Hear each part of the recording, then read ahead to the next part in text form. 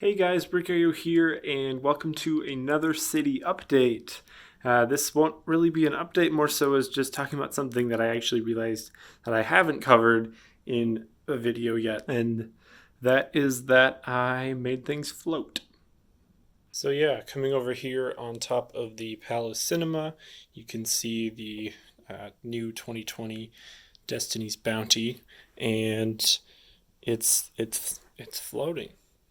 I achieved that with some clear pieces as well as a turntable at the bottom there to give it some angle, obviously because it's sort of at a diagonal. And looking at the bottom, you can see I just added some plates to allow this to attach.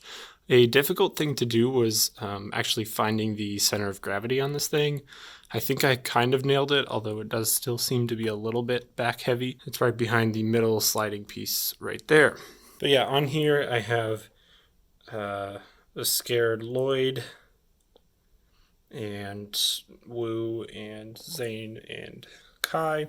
Cole is hanging off of the anchor here, and he is trying to maybe help out Jay, who's battling Pythor right now. I kind of like having this scene hidden. Obviously from the front you got the roof here kind of blocking it, but I think it works really, really well. Now when I do get a building that will go in this space, it's possible I might have to adjust this because it might not really be hanging off the ground anymore, but we'll get there when we get there. But yeah, I just added some clear pieces here.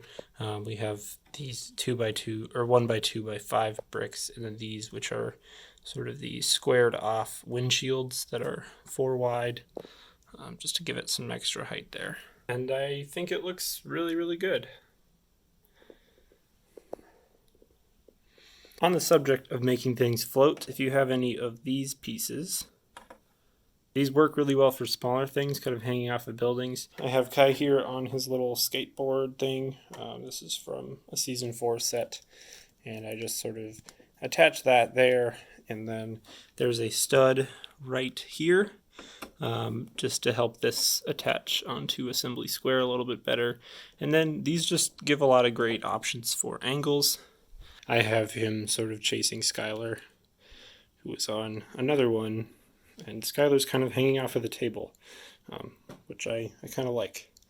This probably will bend this piece over time, but that's okay if you're kind of committed to doing this. And you can always try to sort of bend it back. Another place I've done the same technique is for this little jet right here, attacking the lighthouse. And yeah, I just attached the piece on here, and it's bent a little bit, but it's not anything major. But yeah, I've just sort of attached this under the wing here, and then I have it kind of hovers, but it's nice. The last thing I have floating in my city is the Raid Zeppelin, also around here, and I've used a bunch of the sort of the panel window pieces, both the 3 high as well as the 2 high ones, and those work really well. Really the name of the game is you just have to figure out how, kind of where the center of gravity is, and how you're going to balance these things. Those are some good pieces too. Obviously it's not like the most sturdy thing. It can fall down, but it should be fine if you're leaving your table pretty stationary. The other thing is, if you had this locked down onto a base plate, then it probably would move a lot less. Eventually, once I actually fill in the ocean here with water and stuff, I'm hoping that I can actually pop some studs out to attach at least one side to, if not the other, depending on how the math works out. Another totally unrelated thing is the great Sesame Street saga continues. Originally, I was thinking I would try to make Sesame Street fit onto a 32x32, but in the last city update, I moved Assembly Square over, so I now have another 32x48 space right here, and I don't know, maybe that can work.